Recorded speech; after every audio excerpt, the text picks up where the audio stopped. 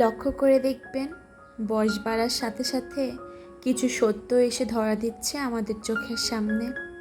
যদি কিছু উদাহরণ দেওয়া হয় সেগুলো এরকম: কোনো বন্ধুত্বই চিরস্থায়ী নয়। যতই ভালো সম্পর্ক থাকুক না কেন, একটা না একটা সময় পর বন্ধুত্বের সেই মলিনতাটা হারিয়ে যাবে। নিজের সঙ্গে সম্পর্কটাই সবচেয়ে বেশি গুরুত্বপূর্ণ। কেউ কোনো কাজের পিছনে কঠোর পরিশ্রম দেখে না, শুধু দেখে ফলাফল। আপনার পরিশ্রমের কথা তার কাছে মূল্যহীন। সমাজের প্রত্যেকটি মানুষই আপনার ফলাফল খুঁজবে, অথচ আপনাকে কিন্তু অ্যাপ্রিসিয়েট করতে পারবে না। আজ যা চাইছেন কাল হয়তো তার মূল্যই থাকবে না আপনার কাছে।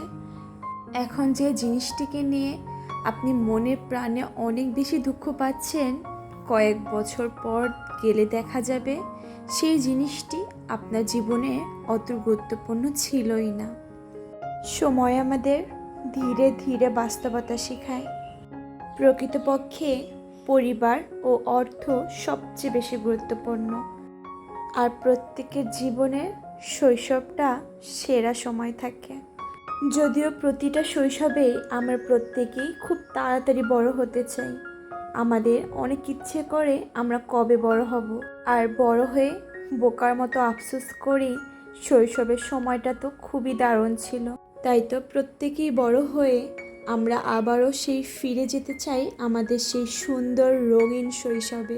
আমাদের প্রত্যেকের শৈশবটাই থাকে রঙের মতো রঙিন, আর সেই রঙিন শৈশবে থাকে না কোনো দুশ্চিন্তা, থাকে না কোনো কষ্টের ছাপ, থাকে না কোনো মেন্টাল প্রেশার। এই কথাগুলো বাস্তবিক সত্যি কথা। হ্যালো এভরিওয়ান, আসসালামু আলাইকুম।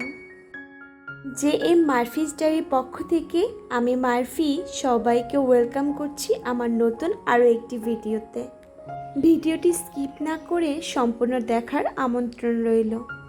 আশা করি দেশ কিংবা দেশের বাহিরে যে যেখানেই আছেন না কেন, আল্লাহর রহমতে সকলেই সুস্থ আছেন।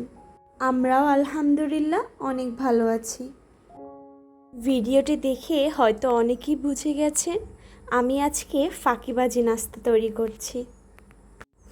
কিছু কিছু দিন আমাদেরও একটু রেস্ট নিতে ইচ্ছে করে, কিছু কিছু দিন আমাদের একটু মন চায় খুব শর্টকাটে নাস্তার কাজটি সেরে নিতে। প্রতিদিন আয়োজন করে কাজ করতে করতে কিছু কিছু দিন খুবই আলসামি লাগে। সে সমস্ত দিনের জন্য আমি এখন যে নাস্তাটি দেখালাম আমার কাছে মনে হয় শর্টকাটে অল্প সময়ে খুব দারুণ একটি নাস্তা। বলা যেতে পারে এই নাস্তাটি আমি প্রায়ই করে থাকি, কেননা আমার মেয়ে ঘুম থেকে ওঠার পর ওকে খাওয়াতে খাওয়াতেই বেশ অনেকটা সময় চলে যায়। এর পাশাপাশি যদি নিজের জন্য আয়োজন করে কিছু করতে হয় সেখানে কিন্তু আরও অনেকগুলো সময় চলে যায়। সত্যি বলতে শর্টকাটে কাজ করতে আমার খুবই ভালো লাগে, আর যেখানে সময়ের স্বল্পতা রয়েছে সে কাজগুলো করতে তো ভীষণ ভালো লাগে। এই যে এখানে কিন্তু আমি 1 মিনিটের ভিতরেই একটি ডিম ভেজে নিয়েছি, আর তার উপরে ফ্রোজেন করে রাখা রুটি দিয়েছিলাম, আর তার উপরে আমার পছন্দ মতো কিছু টপিংস দিয়েছি। সত্যি বলতে শসা কিংবা মেয়োনেজ দিয়ে মাখিয়ে সালাদের মতো দিলে সেটি কিন্তু খেতে আরও বেশি মজা হয়।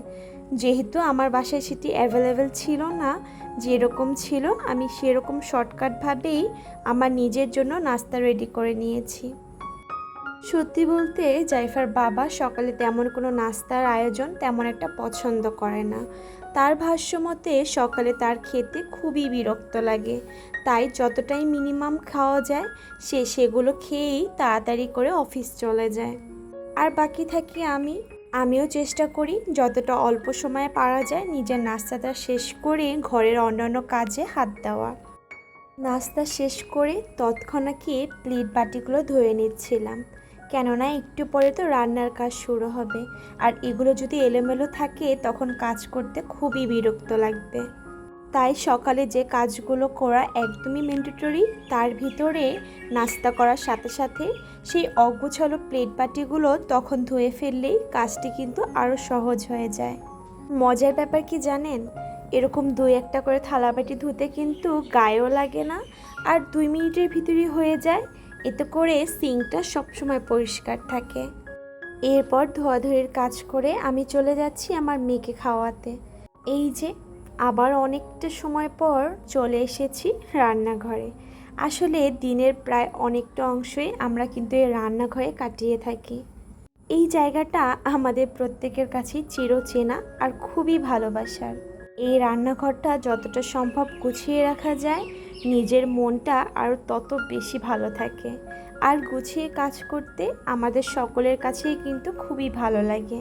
যেহেতু আমাদের বাজার খুবই কাছে আর জাইফার বাবা প্রায় রেগুলারই বাজারে যেয়ে থাকে, তাই তো আমরা চেষ্টা করি তাজা শাকসবজি খাওয়ার। মানে বাসায় কিন্তু সেরকমভাবে অনেকগুলো করে সবজি আনা হয় না। যখন যেটা প্রয়োজন হয় ওর বাবাকে আগের দিন বলে রাখলেই আমাকে এনে দেয়। তাই দুজন মানুষের জন্য খুব অল্প পরিমাণেই সবজি আনতে হয়। কথা বলতে বলতেই কিন্তু আমি এখানে আমার ঢেঁড়স ভাজিটি বসিয়ে দিলাম। পেঁয়াজ, কাঁচামরিচ আর চিংড়ি মাছ ভালো করে ভেজে এরপর এর ভিতরে ঢেঁড়স দিয়ে দিচ্ছি। ও হ্যাঁ, একটা ছোট্ট কথা আপনাদের সাথে শেয়ার করতে পারি। যদিও আমার এই অল্প দিনের গৃহিণীদের লাইফে আমি একদমই নতুন, তবে এটি আমি খেয়াল করে দেখলাম। ঢেঁড়সটি যখন আমরা একদম সোজা করে কাটি, তখন কিন্তু এটি ভাজার সময় আর অল্প আঁচ দিলে এটি ভাজার সময় খুবই আঠালো আর পিচ্ছিল হয়ে যায়। তবে এই ঢেঁড়সটি যখন একটু বেঁকা বেঁকা করে কাটা হয়, তখন কিন্তু ভাজার সময় একদমই পিচ্ছিল ভাব হয় না। আমি এটি অনেক লক্ষ্য করেছি। আমার অভিজ্ঞ আপু এবং আন্টিরা আমাকে এই বিষয়টি সম্পর্কে জানাতে পারেন আসলেই সত্যি কিনা। মুরগি তো কম বেশি অনেক খাওয়া পড়ে, তাই তো একেবারেই জাইফার বাবা 5-6টা করে নিয়ে আসে আর তখনই খালা আমাকে একদম পরিষ্কার করে দিয়ে যায় আর আমি আমার পছন্দ মতো কেটে নেই। খালা এখানে আমাকে চামড়াগুলো পরিষ্কার করে দিয়ে গেছে আর আমি আমার পছন্দ মতো সাইজ করে নিয়েছি। এরপর পছন্দ মতো ভাগ করে আমি এটি ডিপ ফ্রিজে ফ্রোজেন করে রাখবো। এই যে দেখেন, রান্নার মাঝে আবার অন্যান্য কত কাজ করতে হয়। মুরগির মাংসগুলো গুছিয়ে রাখার পর চলে আসছি লাল শাকগুলো ভালো করে ধুয়ে নিতে। যদিও খালা যখন মাংসগুলোকে প্রসেস করছিল, তখন কিন্তু আমি লাল শাকগুলোকে বেছে নিয়েছি। এরপর এইভাবে ভালো করে ধুয়ে ক্লিন করে আমি শাকগুলো কেটে নিব। যেহেতু শাকের ভিতরে অনেক পরিমাণ ধুলা থেকে থাকে, অনেক ধরনের ঘাস থেকে থাকে, তাই খুব ভালো করে সময় নিয়ে শাকগুলো পরিষ্কার করছিলাম। সিঙ্কটাকে প্রায় পুকুরের মতো বানিয়ে মানে অর্ধেক পর্যন্ত পানি ভর্তি করে শাক ধুতে আমি এই পদ্ধতিটি আমার মার থেকেই শিখেছি। মাকে সবসময় দেখতাম যে কোনো শাক আনলেই মা এভাবে পুকুরের মতো বানিয়ে অনেকগুলো পানিতে শাকগুলো ভালোভাবে পরিষ্কার করে নিত। আর সত্যি বলতে মেয়েরা কিন্তু তার বেশিরভাগ কাজই শাশুড়ি এবং তার নিজের মার থেকেই শিখে থাকে। কাজগুলো করা দিয়েই মেইন কথা। এক একটা মানুষ তার নিজস্ব স্টাইলে কাজগুলো করে থাকে, তবে মা যেমন মেয়ে তো তেমনই হবে। ছোটো থেকে চোখের সামনে যে কাজগুলো মাকে করতে দেখেছি সেভাবেই কিন্তু শেখা। আর কাজ করতে যেয়ে যে কাজগুলো করতে পারিনি বলে শাশুড়ি নিজ হাতে শিখিয়েছেন, সেগুলোই শাশুড়ির থেকে শেখা। এভাবেই না জানা না পারা একটি মেয়ে একটু একটু করে সংসারের কাজগুলো নিজের মনের মতো করে নিতে শিখে গেছে। শাকগুলো এখানে ভালো মতো ধুয়ে আমি কেটে নিচ্ছিলাম। যেহেতু আমি এটি ভাপে বসাবো, তাই আমি তেমন মিহি করে শাকগুলো কাটছিলাম না, একদম ছোট ছোট করে কাটলেই চলবে। পেঁয়াজ আর চিংড়ি মাছ দিয়ে আমি এখানে লাল শাকটাকে ভেজে নিব। আসলে জানি না আপনারা এই জিনিসটা মিস করেন কি না। সত্যি বলতে ছোটোবেলায় মা না লাল শাক দিয়ে মেখে একদম ভাত লাল লাল করে দিত। সেই লাল শাকের স্বাদই ছিল অন্যরকম, পুরো ভাতের কালারটা লাল হয়ে যেত। আমার তো এখন অবধি স্পষ্ট মনে আছে। তবে এখনকার লাল শাকগুলো কেন জানি সেরকম আর ভাত লাল করে না। আজকে ভাবলাম একদিন কষ্ট করে প্রায় মাস জুড়ে শান্তি করা যাক। হ্যাঁ, রান্নার কাজে প্রাধানই হচ্ছে মশলা। বাটাবাটি মশলা করতে প্রতিদিন অনেকটা সময় চলে যায়। এমন যদি হয় হাতের কাছে থাকা প্রত্যেকটি বাটাবাটির মশলা একদম গুছানো আর সাথে গুঁড়া মশলা দিয়ে কষিয়ে রান্নার কাজটি কিন্তু আরও সহজ হয়ে যাবে।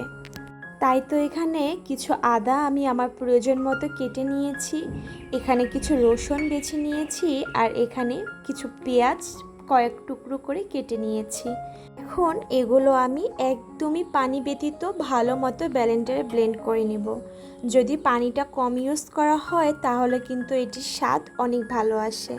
সময় কিছুটা বেশি লাগে, তবে বেশি পানি দিয়ে ব্লেন্ডার করলে সেটি খেতে একদমই বেশি মিহি লাগে, একদমই বাটার স্বাদ আসে না। যদিও মশলা পাটায় বাটার স্বাদই অন্য রকম থাকে, তবে যতটা সম্ভব পারা যায় কাজগুলোকে নিজের মনের মতো করে নেওয়াই ভালো। আর হ্যাঁ, আমি না পেঁয়াজ কুচি করে তেমন একটা ফ্রিজে রাখি না। ওর বাবা সবসময় বলবে সেখানে ফ্রিজ থেকে খুব বাজে একটা স্মেল আসে, আর অনেক দিন পেঁয়াজ কুচি করে ফ্রিজে রাখলেও কিন্তু ফ্রিজ থেকে প্লাস পেঁয়াজ থেকেও খুব বাজে একটা স্মেল ছড়ায়।